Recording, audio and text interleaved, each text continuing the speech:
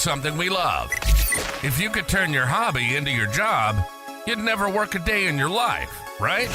Welcome to Hobby Hustle, the ultimate podcast where collecting passion and business collide. Now, here's your host, Zach Nygett. What is going on, everybody? Welcome to episode 41 of Hobby Hustle. I'm your host, Zach Nygett, and I'm excited to have you here. Whether you're a first-time listener or a long-time member of the Hobby Hustle community, welcome. If you love collecting, storytelling, and diving deep into the world of collectibles, you're in the right place. I do have one favor. I'm asking you to help support me with a simple task. Please make sure to like, subscribe, rate the pod with that 5-star review, and of course, share with your fellow collectors. Finally, if you're watching on YouTube, drop a comment with your thoughts and suggestions. I always appreciate the feedback. Now let's get to the episode.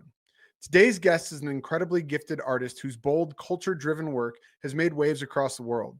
Based in Philadelphia, he's captivated audiences through his powerful pieces that explore music, sports, Black culture, gaming, cinema, and more. From traditional acrylic paintings to striking digital art, his style is dramatic, impactful, and accessible, driven by his personal mission to create prints for the people. A mostly self-taught artist with roots at the Philadelphia Art Institute, he's built a brand that speaks to both art lovers and cultural tastemakers. His work's been featured in collaborations with Vice President Kamala Harris, EA Madden 23, Topps, BET, HBO, NASCAR, Marvel, the Chicago Bulls, the White Sox, and many more. Whether he's highlighting culture, telling stories through sports and entertainment, or simply bringing people together through creativity, he continues to redefine what it means to be a modern artist in today's world. You can follow him at Instagram at Chuck Styles or visit artofchuckstyles.com to check it out. I'm honored to welcome a collector, a creative director, and artist, Chuck Styles, to the show. Chuck, my man, thank you for joining. How are you? I'm great, man. That intro was damn. Am I getting an Oscar? What's going on, man? It's like, well, if I had one, I'd give it to you, man. But I don't. my it's the brother. least I can do for you taking the time to come on the pod. It's a pleasure, man. It's a pleasure. Thank you for having me, man. It's a pleasure being here, speaking with you, man. Of course. So, hey, before we dive into stuff, I'm sort of curious. You just had your first card collectible art drop. It looked amazing. It seemed to go really well. So, congrats. But can you sort of tease the audience a little bit about what that was all about? Yeah, man. Thank you for that. It's been a journey for me. I think just all the things that, you've just mentioned, me working with Topps, me working with, the EA Sports for Madden, White Sox, Chicago Bulls, just me being a part of the ecosystem of sports, entertainment, and collectibles, blessed and privileged to work with these brands and companies. I think just seeing where the hobby is going now, especially for creatives, it's like I wanted to be a part of that. You know what I mean? I come from like the street art. Yo, man, like I'm just trying to tag and just be amongst my fellow artists, and to see you guys out here just having fun, putting up original artwork and having collectors. I was like, man, you know what? I would love to have my own cards, because the thing is, so many people might, have played Madden, you know what I mean? Like the millions of kids and adults that have played Madden, but not too many people know that I designed the cover, right? With these cards and with the start of my brand Styconics, it's like now I get to, actually like say, hey, if you're a supporter of me, here, let me give you this limited edition 1-of-1 or limited edition, collectible that you get to have for yourself. You know what I mean? So yep. It's a journey. We just getting started, man. And I look forward to even just supporting you guys and all the other, card collectible cats that's out here, man. Yep. Well, we're going to do it together, man. It's a really good community. And obviously you're a very, very accomplished artist, but I will welcome you into the card art community. Thank you. Some people don't like to call them cards, but it is what it is, and it makes sense to most people. But welcome to this side, and I'm excited to see what the future holds for both of us. Oh man, likewise. I'm trying to get people to just call them like collectible art pieces. Yep. But to the regular person, it's just like it's card art. Yep. But you know what I mean? You gotta respect it, you know what I mean? Because these ain't the bubblegum joints that you just get from the corner store. No. You know what I mean? Nah, these hold some weight. Absolutely. So For many of our listeners, your name might be a new one, right? To the collectible side. So can you tell us a little bit about sort of your early years, maybe where you grew up and how you started in the art world? Oh yeah, man. I mean, shoot, I was doing art since I was a kid, man, since I could remember. 3, 4 years old, kind of just drawing, Spider-Man. No. You know what? The funny thing is, I remember drawing Peter Pan and Captain Hook, on my bedroom wall, Ninja Turtles, you know what I Heck mean? yeah. All that stuff. Funny enough, though, I didn't I didn't know being an artist was a real thing, right? So I went through like elementary school, being the kid that everybody knew could draw, but it was like one of those, and I'm just doing this for fun. You know what I mean? I'm not about to be an artist. I had that mentality all the way up until like high school. Even through my high school years, I was like charging my friends to like, do their homecoming, jackets and shirts and jeans, or designing cats like prom suits and prom dresses and stuff, and charging money. Yeah. It was just like a little hustle for me, though. I didn't look at it as like, oh yeah, I'm going to be an artist. You know what I mean? Mm-hmm. I actually, after high school, I went to be a barber because I looked at barbering as like another medium for me to express my creativity. Totally. So I went and pursued being a barber, and in between haircuts, when I was trash and I didn't have no clients, I always had a sketchbook, and I would just sketch and draw. And some of the older, barber gentlemen, they would look at me and be like, "Yo, you got a real talent, man. Don't waste it. Trust me, this barbering thing, you can always do this." And from there, I was like, you know what? Let me go ahead and reinvest, this time and talent into that art. And that's when I enrolled into Art Institute of Philadelphia. Went to school for media arts and animation. I wanted to be an animator. That shit wasn't, that's way too much work, man. Shout out to the animators out there. That is way too much work for me. But I stepped away from Art Institute of Philadelphia and decided to not give up, and just said, you know what, I got this student loan debt that I need to pay off. I'll pay it off once I start making money as an artist, and that was the chip on my shoulder that like, I gotta go get it. And I love it. I love it. That's there, awesome. Yeah. And maybe if you revisit the whole barber thing, man, I'm thinking like collectibles and cuts, like you could do like this shop, man. So funny enough, shout out to Andis Clipper Company. I just did a collaboration with them, dropping a clipper that I designed with Andis Clippers. Yeah, and my cousin Kenny Duncan, who's like a renowned barber in the States, cuts a lot of athletes and stuff like that. So, all right. Yeah, I'm always gonna have some roots with the barber, man. There you go, man. Yeah. I dig it. That's awesome, man. Very cool. So, speaking about that beginning, so, you sort of found that passion and something that you were going to chase. Tell me a little bit about how that came into sort of the sports and collectibles world too. Like how'd that all combine? To be honest with you, that was just like a gift from God, man. Like, cause I was doing my own thing, right? It was okay. It was a period where I was trying to find out who I was. Like after I left barbering, because I dedicated like 10 plus years into professional barbering, and I was doing a lot of barber art that kind of like helped, develop my professionalism, that carried over into the art world. But after I left barbering and I wasn't a barber anymore, I said, well, who am I as an artist, right? Like, if I'm not doing barber art anymore, what kind of art do I want to do? So I was trying to find like what kind of artwork I did. I did a couple Art Basel shows, and that wasn't really my vibe. But then I just started to, just say, you know what, let me start at home. Let me paint images that like really resonated with, my family, my friends, my wife, my kids, and stuff like that. So I started to lean into like just African-American artwork. And I started to like 10 toes down promote a whole bunch of like just artwork that just celebrated like Black culture. That's what really got a lot of eyes on me, opened up a lot of doors. In particular, there was one event that I did for Biggie Smalls' 25th anniversary of his Ready to Die album. And so I was there with the whole Bad Boy family. I ended up running into my now good friend, Greg Cummins, also known as Greg Stuff. I a lot of times, you know, you go to these events and people be like, oh yeah, we got to connect. And it never happens. Right. Well, this connection ended up, you know, being fruitful. And then we ended up talking. He's the one that kind of plugged me in with Tops. And then from there, you know, kind of came in, Project 70 kicked in the door and sold a lot of cards with Tops, man. And you know, when you do good work and you leave a good reputation, I mean, it breeds more good work. You know what I mean? So yeah. Very cool. What a great story. And like you said, you know, sometimes it's just keep following those passions, keep working hard, and things will work out. You know, like everything happens for a reason. I'm a big believer of that, but good and bad.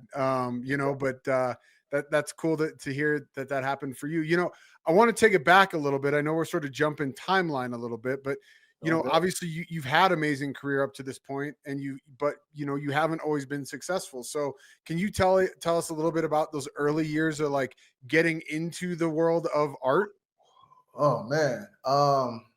Yeah, man. I mean, you know, it's like, you know, it's so funny, man. It's like it takes like 1,000 nights to become like an overnight success, man.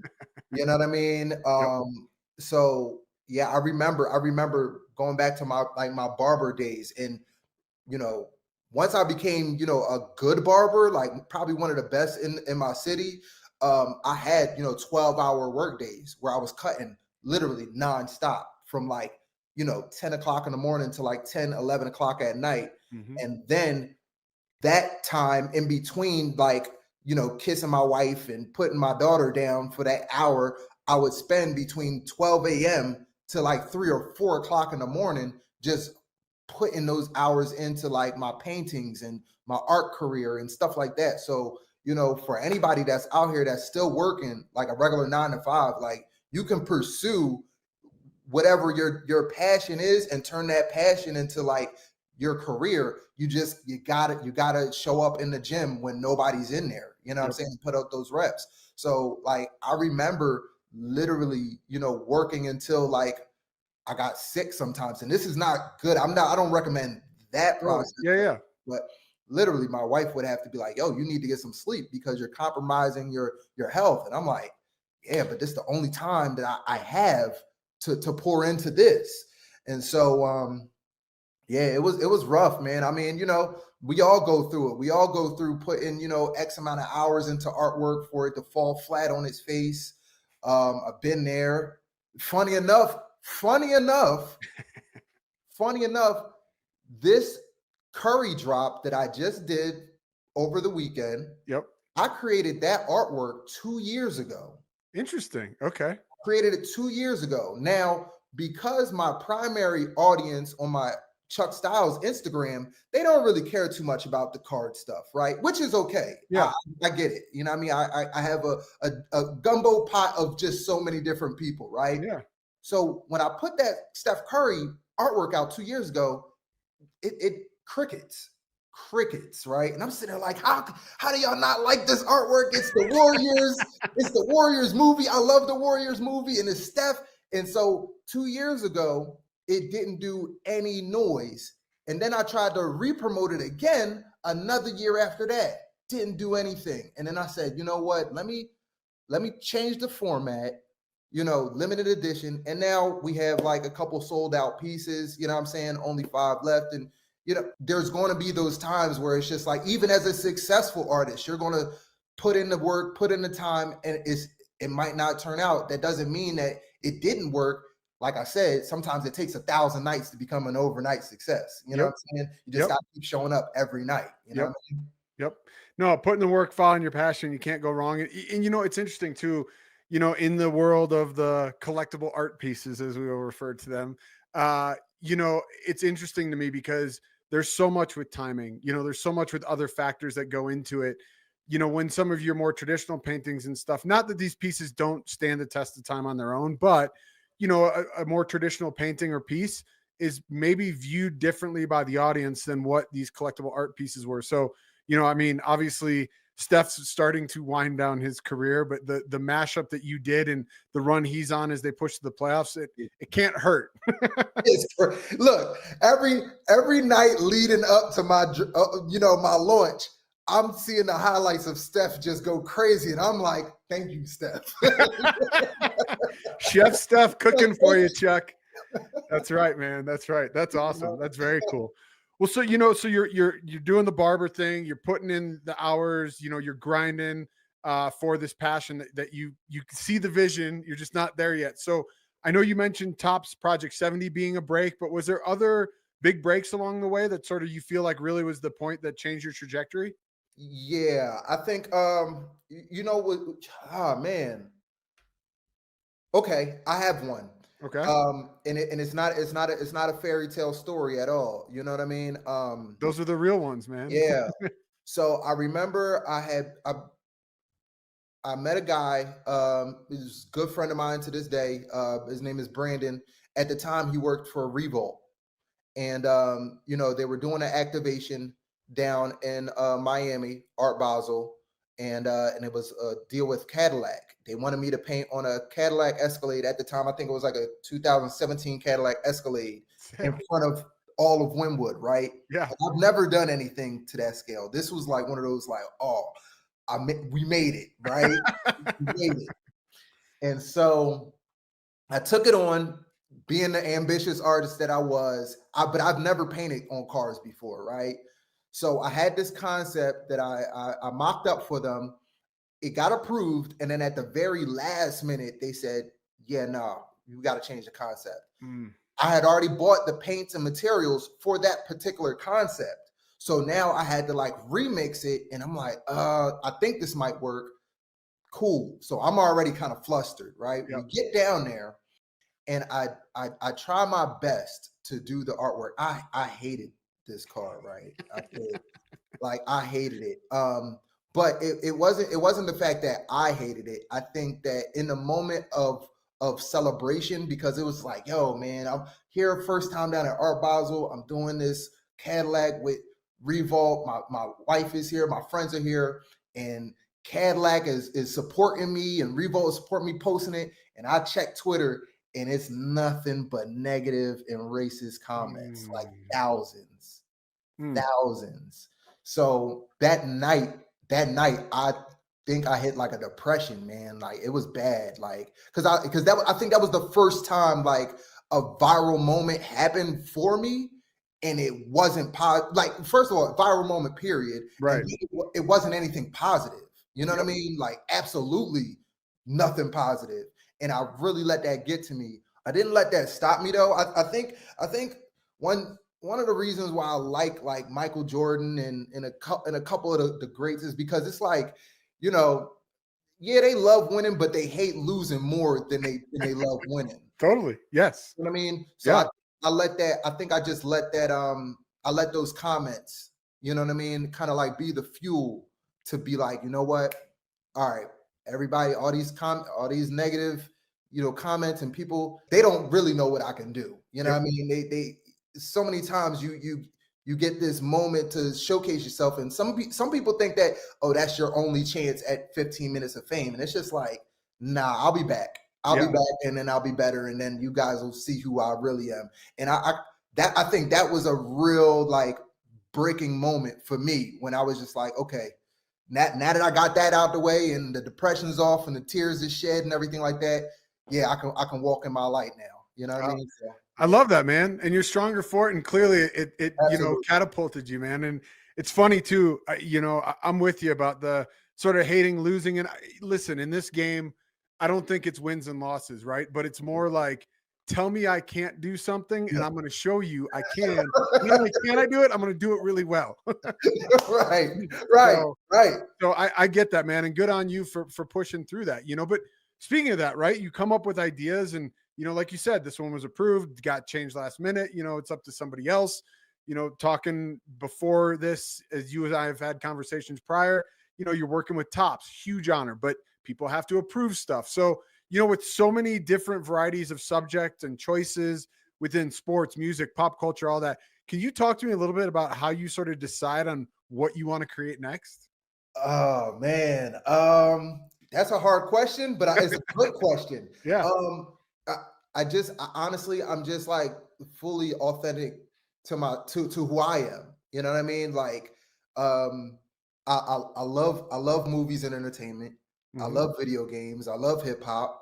I love fashion. I love sports. And so it's always going to be an interesting intersection that I can marry the few things that I love together, so that for me, I'll love it even more. You know what I mean? Yeah. Because when you work with, these brands and the corporations, sometimes they are very scared, to take the risk, so they play it safe.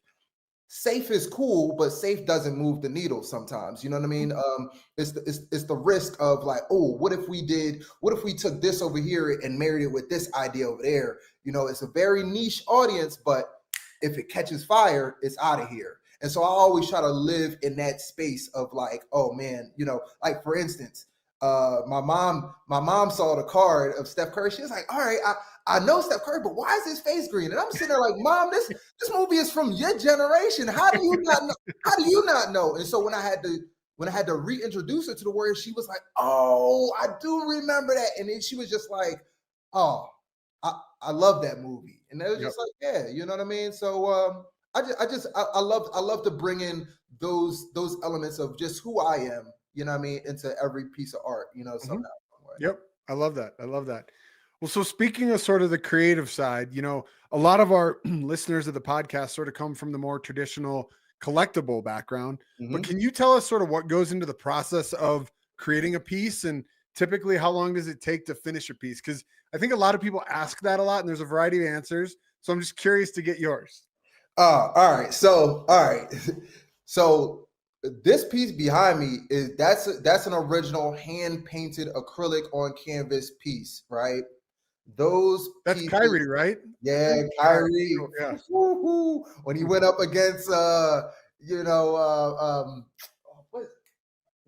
Paul George in The Clippers. That was the Clippers. Yeah. So I love that moment right there. But so this piece right here might take me weeks, maybe months sometimes, because of the way I paint. It's so detailed, and it's just, I like to layer my paint with texture and everything like that. Those are my original pieces. Now, I did take some time back in like 2018 to learn digital art, right? Because that's when, the iPad had just dropped with the pencil and that whole Procreate phase. A lot of traditional artists were like, well, what's this digital art thing? We don't know what it is. I wanted to learn it and lean into it. It's a very different medium, but I learned how to master it enough so that it can look like my traditional artwork. And because I was able to do that at a very efficient and fast rate, that's what ended up landing me a lot of the, the top steals and the BETs and because it's like I can turn over the artwork very fast. Yeah. So while this work might take weeks, months, and the price points for my originals is like, tens of thousands of dollars. Right. Yeah. The digital art, hours. You know what I mean? Hours, maybe a day, maybe a two. Like when I work with Topps and Topps needs a Topps Now card, they're capturing things that's happening in the moment. They need it turned over in 24 hours. Like for instance, my LeBron James 40,000 point card, that was a 24-hour turnaround. Both cards, the actual 40,000 crown art and the time capsule card, both those artworks were done within 24 hours. Yep. Yeah, so that's impressive, man. It's a beautiful piece, and it obviously sold well. But that's super special. I would have never guessed that you turned that in 24 hours. It's impressive, Chuck. Yeah, man. No AI either. So it's like, so it's one of those things where it's like I try to tell. I do a couple lectures every few times a year, and the art students that I talk to, I say, be like Batman. You know what I mean? Batman's superpower is his preparation. You know what I mean? Like, so if I know that, I'm doing Procreate, I already have like my tools set up, like what my paintbrushes are going to be. And because I'm efficient in those tools, I know exactly what tools I need, when I need them, you know what I mean, to get the job done. You know what I mean? That utility belt is ready to rock. Ready to rock. You know what I mean? I'm scaling the building in 2 seconds. You know what I'm saying? I got it. Yeah. And so yeah, I think that's just the process. It's two different processes. One is traditional, one is digital. But I just always try to be in the best mindset as far as like my preparation so that I can deliver. You know what I mean? Well, listen, I was just going to say, like, I think that's important as an artist, right? Is that like there's the business side that you have to make money, right? It's not just about creating every time what you want. Not that that's not something that you don't do and that you've been able to afford yourself, but the reality is like to put food on the table, you got to sell stuff, and to sell stuff, you got to be able to move fast and meet the demands of what, you know, companies or clients or whatever it might be want. And so it's good that you've diversified that way to be able to have different mediums to meet those needs. Oh yeah, absolutely, man. Speed is your best friend, man. I mean, speed within the context of like if you make it, you know what I mean? Like, yes, this AI stuff is going crazy now, so that's a whole nother. So actually, I'm interested in that, right? I don't want to spend a ton of time, but you know, part of my philosophy, and I'm not knocking any artists, right? Because everybody should do their own thing, have their own style, things like that. But I am curious to get your opinion on sort of the impact of AI, you know, and there's people that are putting out AI only art. I pride myself on, you know, collector creative. I'm the first to say, like, I work with a variety of artists. I do some pieces myself and then I collab with others. You know, if there's a vision that I have and I can't achieve that in the style that I want, you know, I'll go hire the illustrators that I work with to achieve that. So I'm just sort of curious to find out what your take is on the whole AI art movement. All right. Well, let me just start by saying, back when it was like phase two of AI and AI was starting to get the fingers a little bit correct, I did dive into it just a little bit. I did like an all black X-Men rendition, but not for the sake of like, oh, look at my artwork. I used it to just kind of like come up with these characters and then strengthen my creative writing side, because I do want to write books at some point in life. But I was like, you know what? Let me just create these characters, come up with a backstory that makes sense. Like why did I make Cyclops black? You know what I mean? So it had to make sense. And so I dibbled and dabbled with it for that, but only for content though. After that, I was just like, all right, I know how to use it. I'm good on it though. I think ultimately, is AI cool for short-term content? Absolutely. I think it's dope. Is it cool for artwork? Like, for me, I can't necessarily rock with it. I can't rock with it. And it's because it's like, art is supposed to be something that's like felt.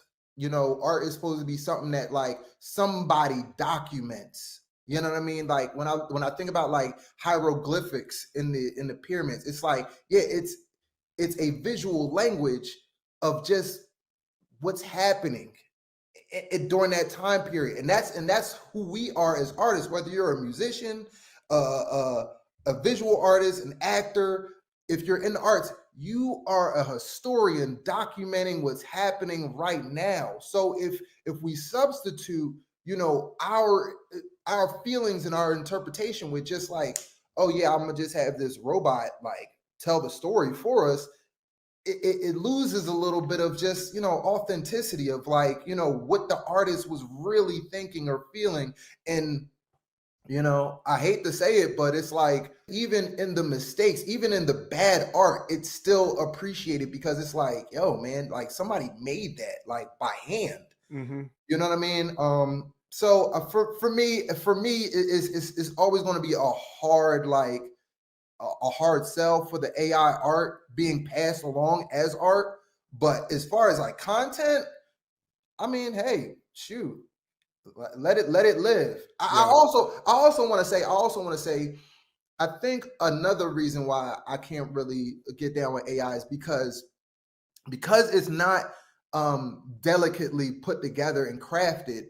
There's very little appreciation for it on like a week, 2 weeks, a month, a year from now, because it's something that could just be easily generated. And then like, okay, I created that yesterday. All right, on to the next thing, on to the next thing. Right. And it's like the reason why we know the Mona Lisa is because we done seen it a billion times. You know what I mean? It's certain art pieces that yeah, it's classic for a reason, because you want to keep seeing it, or they're going to keep showing it to you. And I don't think that AI is ever going to be in a place where it's going to be showcased like us, like one singular AI image will be showcased over and over and over again until it's appreciated and it'll become classic.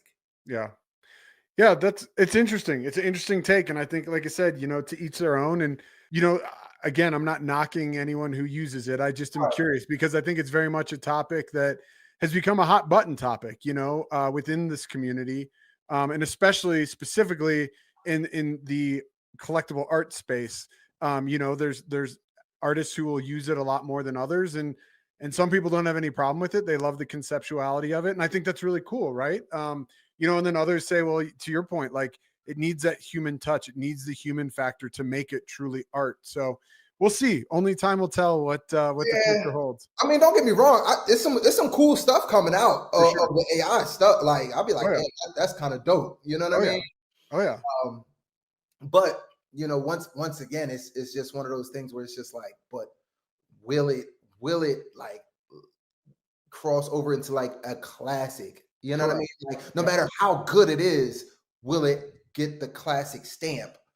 Yep. Because it's just another number being generated from a machine. You know what I mean? Yeah, totally. Well, I don't want to take us too far down the rabbit hole, but I do appreciate you sharing the thoughts. So, back to sort of your work, and we've talked about you working with major brands and on some big time projects, but I'm curious, is there sort of one that sticks out to you as either your favorite or the most memorable or a reason why that might be the project in your mind? I mean, it's got to be the Madden cover, man. Like, shit, hands down, it's got to be the Madden cover. I think when I got that email, I cried, bro. That's like, awesome. I did. I was. Well, you and I are about the same age, dude. So that's pretty epic shit. Come on, man. Like, when I got the email, I was in disbelief. Like, I was like, nah, this can't be for me, right? Yeah. So I'm reading the email and I cried. I prayed. I'm like, yo, talking to my wife, like, yo, this is crazy, man.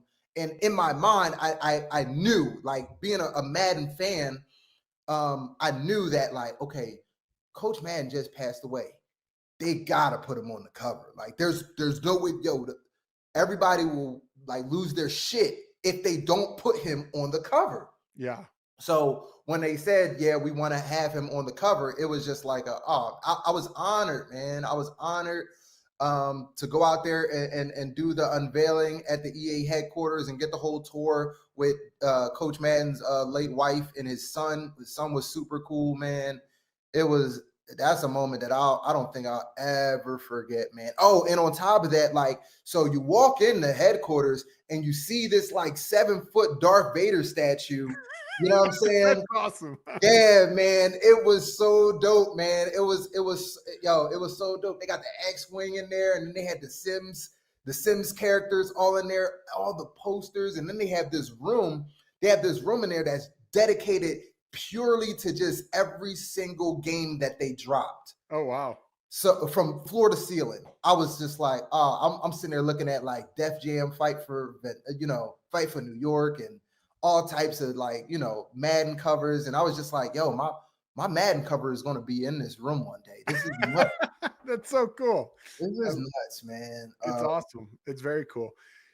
I mean, what a memory. And like I said, for guys our age and stuff growing up, with sort of the evolution of video games, right? Like Madden has been just a staple of A, my childhood, B, my teenage years, right. C, my college years. I finally gave it up, as I got older, but like, it's iconic, man. So good on you, Chuck. That's pretty cool. Thank you, man. Thank you. Yeah, that was so dope. And what's crazy? Because I worked so fast, right? I worked so fast, and I was just so overwhelmed with just like the opportunity.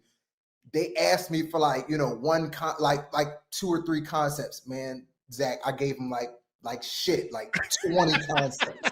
I was like, yo, my bad. I don't want to like overwhelm y'all, but you just flooded, man. Yeah. I just flooded. So to me personally, I do have a couple concepts that I'm not allowed to show ever because I don't want any type of legal issue. Yeah. I was like, damn, they should have went with that other one because that other one was like chef's kiss. But you know what I mean? Yeah. Well, maybe one day, man, you can talk to them and they'll let you release something on your own. That'd be pretty cool. I might drop it as a collectible. That's what I'm talking about, dude. That would be sick. It'd be super sick. But you know, there's one other project that really stood out to me. And I know, you know, we'd mentioned and you touched on a little bit about, you know, bringing Black culture into your work and how that's important, and, you know, talking to kids and stuff. And that's the Hank Aaron stamp, man. Like, you have a stamp that was put out by the USPS. Yeah. Like, people could go buy it, they could collect it. Like, and I'm going to bring it up so that people can see it if they haven't seen it. But just talk to me a little bit about this project and sort of what that means to you. Oh man, like, Zach, it's, you know, it's so crazy, man. It's like sometimes I'll be forgetting, you know, certain projects. Yeah, you know what I mean. Not that I will ever forget this, but no, totally, yeah. You know, hearing it, it's like, dang, I do remember that feeling. That was another really, really monumental project. My grandfather, you know, he passed away last summer, but he was alive for me to for me to show him this.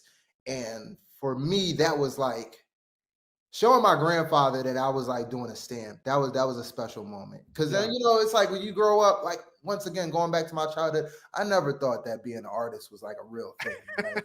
Totally. You know what I mean? Like, so here I am, like, doing the John Madden cover, and I'm like, what? Like, how am I doing the John Madden cover? And then it's just like, wait, I got a stamp coming up, like a whole stamp. And I know, dude. It was insane to me. I mean, good, again, like, props to you, but I'm just like, blows my mind, dude. That's really cool stuff. It blows my mind too. And like, seriously, and I think they produced like 60 million stamps. I know a few of my collectors and supporters from all over the country, when the news had broke, they were telling me like, yo, I went to my post office, they're sold out. You know what I mean? And I'm talking about, this is like Atlanta, Tennessee, Texas, you know what I mean? Up here in Philly, they were like, yo, my post office is sold out. So that was just like a real, like, you know, it's so many of these like intersecting just like moments. Cause even that feeling to drop the stamp and at the same time, like, I'm doing the Willie Mays mural down in Alabama for the Rickwood field. It's like, who am I? What am I doing? You know what I'm saying? It's like, I don't know, man. I'm just blessed and thankful, bro. Like, yep. Seriously. 100%. Well, I got to say, like, you know, as an artist, like you said, there's a vulnerability of putting yourself out there, right? Because that work is an extension of who you are, and you never know what the feedback's going to be, good or bad. But to have so many people appreciate your work and then ask you to keep coming on to more and more projects, like, there's no better feeling in the world, man. No. You know, that's pretty cool. Pretty cool. Thank you, man. Thank you, man. Heck yeah. Heck yeah. So, you know, I could talk to you for hours, Chuck, right? There's so much we could cover, but I'm trying to keep it under wraps. But I do want to touch on real quick, you know, sort of on the collectibles front, right? You worked with Topps and Project 70, like we talked about. So can you sort of tell us in a nutshell, you know, more about that product and sort of what you've done for them? And I'm gonna bring some examples up so people can take a look at this. Yeah, man. Project 70 was good times, man. That was really good times. I wish I would have been on board for the Project 20. Yeah. Because that was like the Wild West for real. You know what I mean? Because like the world was on lockdown. Everybody was just kind of getting back into buying cars. So, you know, shout out to all the creatives that were a part of Project 20. Project 70, they like doubled the amount of creatives. So instead of 20 artists, it now was 50 artists, and the roster was stacked, man. You had, you know, Blake Jameson, King Saladin, Snoop Dogg, DJ Ski, Action Bronson. It's just like, you had so many creatives from all walks of life, yeah, creating cards. And I'm sitting there like, yo, man, what the hell? Right? And so it was funny because like nobody knew who I was, right? I know that the collectors, they had their picks of like, okay, this artist is returning from Project 20, so we're going to follow this guy, or this person, Snoop, of course, you know what I'm saying? We're going to collect him. they're looking at me and they're doing research on me. They're like, well, who's this Chuck Styles guy? I don't, what's he? And then they were like, yo, man, I don't know. He might do a whole bunch of like old school, like, black baseball players. And they were kind of like writing me off, right? And then when Topps kind of said we get to curate our own list, I said, oh yeah, nah, they have no idea what's in store for them. So because, rest in peace, Hank Aaron, he had just passed away literally right before my first drop, like 2 weeks right before my first drop.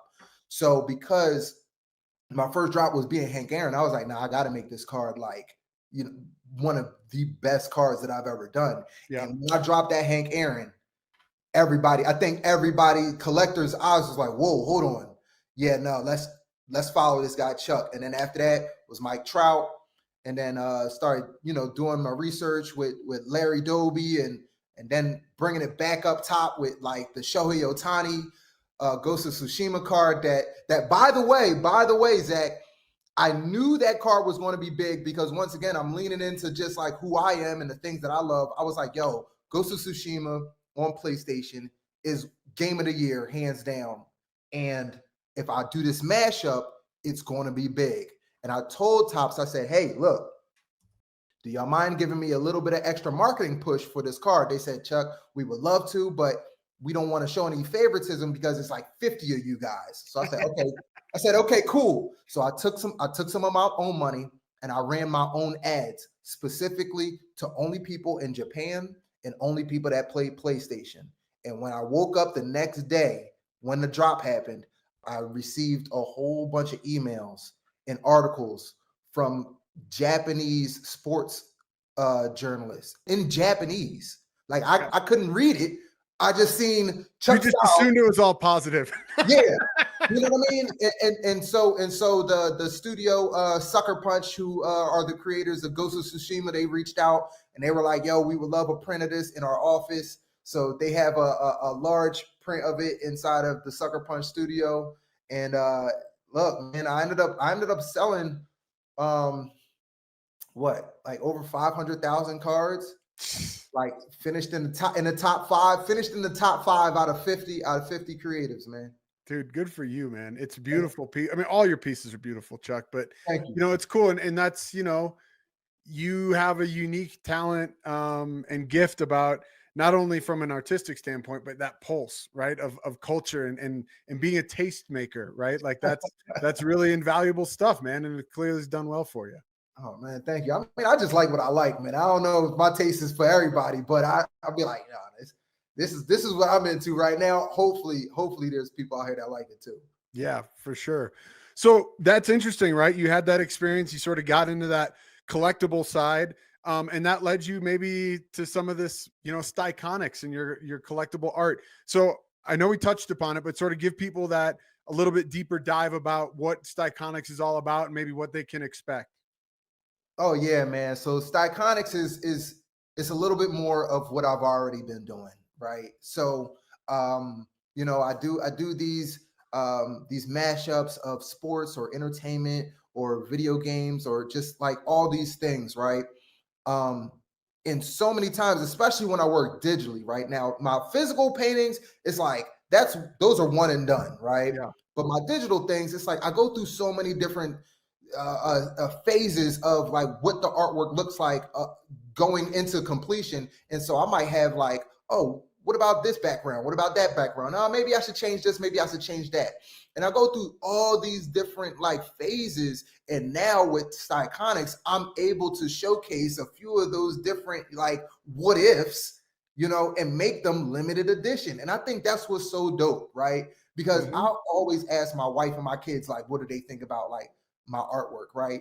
And they always have their own opinions. I liked it better when you had it this color. I liked it better when you did this. and I think it's dope. So now it's like, yo, people now get to have that experience as well, where it's just like, yo, I need that one. That's my favorite. Or this one is my favorite. And so now it's just bringing people into my world of my creative process and then allowing people to have that process in a physical form, man. Yeah, I love it, man. Well, you're doing a great job, and I'm excited to see what's in store for that because, for your first drop ever, you knocked it out of the park. The packaging looks amazing. The artwork speaks for itself. And it's really awesome, man. So congrats again on that journey and that portion of your success. Oh, thank you, man. That means a lot coming from you, yo. Y'all packaging is crazy. I'm still look. Don't wait until like 2 months, 3 months from now, because I'm still working on the packaging thing, man. It's a process, dude. I mean, that's what I'm saying. For your first drop, obviously you've had experience, you've seen this stuff. I give a lot of credit for the things that I come up with for the people that come before me, but like, just to be able to put out the quality of work that you did for your first drop is impressive. And I know that in talking to you, you took your time to do that, and that was intentional, which I wouldn't expect anything less. But there's also guys that are out there to look, for a quick buck. Let's be honest, right? And again, I'm not knocking people, but you can tell the difference. And this is a very well put together, artistic piece that people can collect. So thank you, man. Thank you. Of course. So let's talk about this success, Chuck. I mean, you've had so much, but can you sort of touch on any factors that you feel really have helped build you and grow your brand? Yeah, I think for me, I've always, I'm a big fan of music, man. Big fan of music. And I've always approached my artwork the way a music artist would approach like an album. You know what I mean? Where it's like, I'm a big fan of Jay-Z, right? So Jay-Z, 444 album is not Jay-Z, Reasonable Doubt. You know what I mean? Or it's not, the Black Album. It's like all of these moments are like, they live right here in this album. You know what I'm saying? They sound different. He's talking about different things.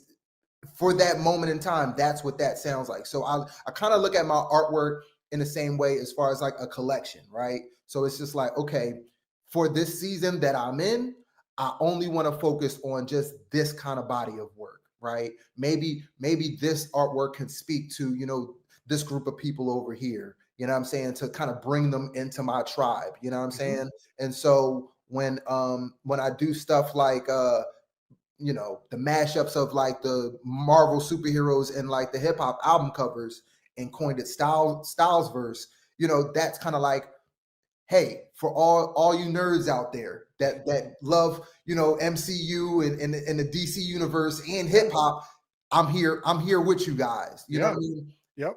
I'll come back to that, but I just want to show you guys, this is what I'm into. And then, hey, right now I'm Styconics. This is where I'm at. So guess what? For all you guys that loved collecting in my cards before, hey, look, meet me over here. This is the album that I'm putting together for you guys. So that's usually what my process is, man. It's just, I always try to look at like what album am I creating? What songs, what artwork do I want to curate together so that when you come and see Chuck Styles for the first time, is this something that I would want to take home? You know what I mean? Like as a body of work, not just like a single one-off piece, but like a body of work. You know what I mean? Yep. No, I think that's awesome and impressive. I'm curious from like a tactical standpoint, right? Like, do you feel that it's just been a momentum build with all these different projects and getting your name out? Do you feel that it's been through social media? Do you feel it's been through physical shows? Like, I'm just sort of curious, if there's aspiring artists and stuff out there listening, what sort of factors have played into that success that they might be able to replicate? Yeah. Or maybe it's a culmination of all of it. It is a culmination. It's definitely a culmination. I think there was a period of, because I definitely can attribute my rise happening during the pandemic, right? Okay. Like everybody was just kind of like in the house on their devices, right? So it was kind of like people's attention. It was there. You know what I mean? It was there. There was no outside. Everybody, no pun intended, a captive audience. Right. So for me, it was like that period, while it might have been, detrimental for many, for me and so many other creatives that I know, it's like, yo, that was like our playground. You know what I mean? Like, that's all we do is create. And now we have the attention and the eyes to showcase our work. So that helped out a lot. now that, people are kind of back outside, it is a culmination of a little bit of both. You know what I mean? Mhm. Got to be heavy on social media, but you also got to show up and shake hands and kiss babies. You know what I'm saying? Because Yeah. you know what I mean. Yeah. And then also you wanna just show up every day, regardless of the likes, regardless of the interactions. You want to show up every day because you never really know who's watching you, and sometimes people are watching and waiting to see, like, okay, now you done hit the half court shot. We've been waiting to see that. Yeah. Yeah. Now you're gonna get the email. And Yeah. and sometimes that's how it works. I know I do that with so many other creatives that I look to put in position. I'm like, I won't say anything, but I'm like, okay, oh, they still doing it. All right, cool. Because when the opportunity is ready, I know who I'm going for. You know Yep. what I mean? So Yep. Yep. yeah. I love that. That's awesome. That's very cool. So sort of on the flip side of that, right? Like you've had all the success, but there's been bumps in the road, man. So I'm curious, sort of, can you talk a little bit about maybe some of the challenges and how you have overcome those? Now look, I'm gonna keep it all the way real, right? Dude, So that's all we want. look, I'm married. I got three beautiful kids. Work life balance. Yeah, for real. Work life balance, man. Just trying to be not you know. I'm blessed to have my studio in my home. You know what I mean, which was like intentional, so I could be closer to home. But just because I'm home, physically doesn't mean like mentally I'll be here. Sometimes I'll be like checked out because I'm constantly thinking about a project or Mhm. this family movie night, and I'm sitting there like not paying attention at all. And it's an energy. Kids, wife, they feel it. So it's for me. That's always kind of been a challenge of like, okay, it's it's time to put the work down. You know what Yep. I mean? It's time to be present with the family because at the end of the day, it's like this is what I'm doing this for. You know what I mean? I'm doing it so that my kids can see like, what does following your dreams look like. You know what I mean? I'm showing my wife that, hey, look, thank you for betting on me. I'm gonna make good on my promise, you know what I'm saying? And make sure that our family's good. But it's also about like, you know, being the as dope as I am in the art, I want to be just as dope being a husband and a father too. You know what I'm 100%. saying? Yep. So that's it's a constant juggling act, No, man. I 100% relate, man. And as an entrepreneur, I've got multiple businesses going and stuff, and my wife tells me the same thing. I have my studio in my house, right? And that separation. And I also think it's something with like creatives too, that our minds are always sort of going and thinking about everything else. And that's not to say that business people don't, right? But just as creatives, we're sort of always ticking, and it's hard sometimes to put the work down and to go focus on the family and be present, like you're Yeah, saying. So man. I think that is a legit challenge, man. And I'm going to work on that It's really legit. hard because right now I've been so focused on trying to get Collector Creative going and everything else that, I definitely am sacrificing some of the family, and I need to reflect upon that and do a better job myself. I'm here with you, brother. Trust me. I'm here. The whole kids. Look, the best part is like I'm bringing them in. You know Yeah. what I mean? And so instead of keeping them out, I'll go and sit there, ask like all my daughters, hey, yo, test this product out for me. Open it. Tell me what you think. Give me your honest review. Or what do you think? Like literally, I'm gonna tell you, the S class, that idea came from one of my daughters. I love that. That's Yeah. awesome. So just having them like involved, it helps. You know Yep. what I mean? Because before I would be like, hey, I'm going down in the studio, nobody bother me. You know what I Yep. mean? Yeah. Yeah, that's No, I'm with you, man. Sometimes the kids have the best feedback. I mean, I show a lot of my pieces to my kids, and I'm like, "What do you think?" And I take their input to heart, man. And cool. sometimes my son will be like, "Yeah, that's not good." I'm like, "What?" Like, okay, like tell me why though. Like I want to Yeah, understand. Like, but yeah, your point, like it's great, and it's good to always get those opinions. It's really cool, when you can include your kids and your wife and family in the process. So yeah, man. that's Yeah. awesome. Very cool, Chuck. Very cool. So, hey, we talked a little bit about the good, a little bit about the bad, but you've had an amazing ride. And I just would love to ask you sort of what's been your favorite aspect of being a professional artist? Um, I think one of the best aspects about being a professional artist, honestly, it's like the amount of doors that you can walk into that you didn't think were accessible. Like once again, I would have never imagined, walking on the EA headquarters. You know what I'm saying? As much video games as I play, Zach, you know what I'm saying? I was like, man, I should have been here for a whole bunch of other reasons, not art. You know what I'm saying? Not art, but just all those things. I mean, just being like, I was able to present like the basketball to one of the Chicago Bull games, and I'm not even from Chicago.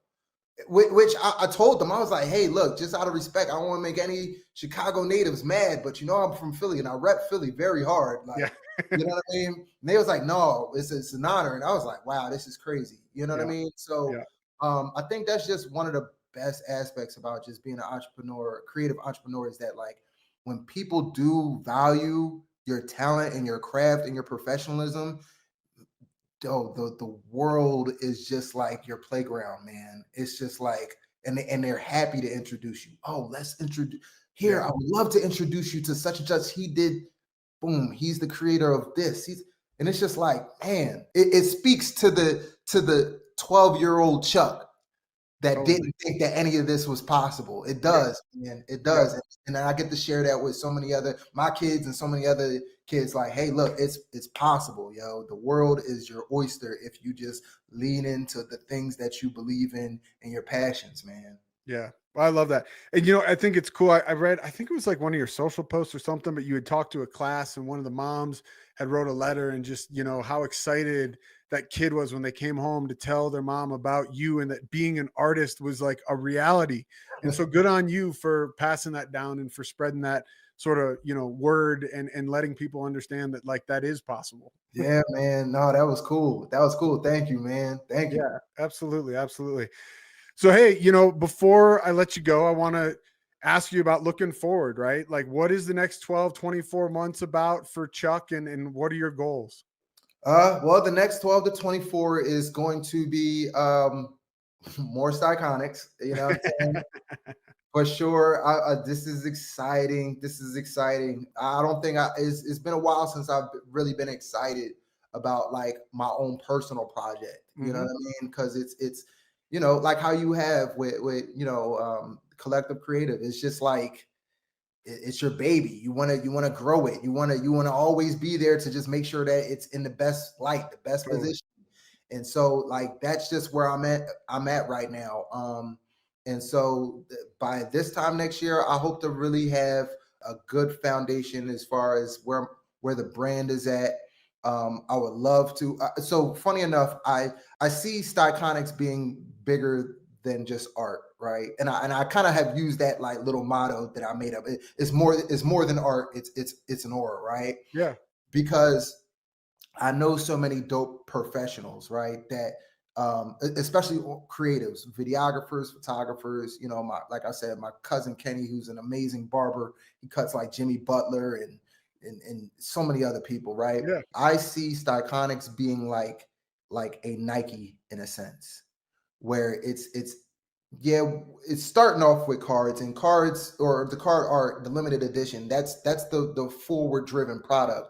But Styconics, what it is as a brand and what it represents is just like creativity and greatness, man. Like, how can we represent certain individuals the same way Nike signs, what I'm saying, athletes and other individuals to just be ambassadors and things like that. So that might be a little past the 12 to 24 month mark, but that's where I see it going, man. I love it, man. I mean, having that big vision is so important, right? Like dream bigger than you ever think could be possible, right? And you never know, because if it happens and you hit that home run, like that's a pretty cool place to be. And I mean, why not, right? Like you said, a lot of people, the network you've built, your past success, like why can't it get to that point? Why can't an art brand be represented by professional athletes or celebrities or, I mean, why not? That'd be crazy. That'd be crazy. I'll be back for another interview. Like, ew, man, like you gotta pull up the old clip. Like, you know what I mean? I love it. Yeah, we'll timestamp this one, man. Put it in the vault, and hopefully, you know, in 5-10 years, Chuck, you come back to it and be like, see, I told you. There's probably people listening who thought I was crazy, but I was not. So that's good. I like that. Well, hey, this has been an amazing conversation. And as we, you know, near our time ending, I just want to leave our audience sort of one valuable tip, even though I know you've given a ton. So if you could give one piece of advice to an aspiring entrepreneur or artist, what might that be? Hey, man, show up to the gym, put those reps in, even when nobody is there, man. Trust me, you'll be better for it, man. Yeah, I love it. I love it. Hard work pays off, man, for sure. Can't go wrong. Yeah, for sure. Hey, for the people who have been watching, you know, I've been showing a banner, you know, throughout so they can find you. But shameless plug before you go, where can people find you, Chuck? Oh, you can find me on socials at Chuck Styles with 2 S's. And my site are the chuckstyles.com, and then the newly launched Styconics, you know, limited edition art pieces, not art cards, art pieces. Yes. by myself, and hopefully down the line, some other dope artists, man. I love it. Well, Chuck, this has been awesome, man. You have an awesome story and you've built a super impressive brand and business around it. I just want to thank you for taking time to be on the show and sharing your knowledge, your advice, your stories. And I'm excited to see what happens with Styconics, man. I think sky's the limit for you, and I'm wishing you the best for the year ahead. Oh, man. Thank you, Zach. I appreciate it. This has been an awesome interview, man. This has been very dope. And then hopefully one day, man, we do a collector creative and Styconics collab, man. I'd love it. Dude. I think that we need to start working on here sooner than later for sure. Oh, man, shout out to you and the Lucky Charms drop. By far one of the best cards. Yo, one of the best pieces that I've seen like in a while, dog. That was the rollout for it and everything. Well, hey, I got to give big props to my boy Javon Grail's art. You know, that was a collab piece too, right? Like, and that's what I think so cool, right? Like we talked about, and that's why I have so much faith when you're saying, you know, so many cool, talented people. It's like when you get that, you know, together, right? Magic happens. And I appreciate that, man. That piece was really cool. And I was really proud, you know, and Javon to all be a part of that. So thank you. That was fire. Y'all hit it out the park, man. Well, little teaser. We got something coming here soon. So hopefully you like that one too. Let's go. Let's go. All right, Chuck. I appreciate you, man. You be well, and congrats on all the success. Likewise, my brother. Likewise. Stay blessed. Stay up, man. All right, will do. Be well. Everybody out here, I just want to thank you for taking time to come watch the show, listen to the show, and hope that you found something new, inspirational, and learned something. If you enjoyed the show, please do me a favor, like, follow, subscribe, and most importantly, share it with your friends. Your support helps keep the Hobby Hustle community growing. And remember, keep collecting, keep hustling, and I'll see you next week on Hobby Hustle, where passion, collecting, and business collide. Thanks so much. Hobby Hustle is brought to you by Collector Creative.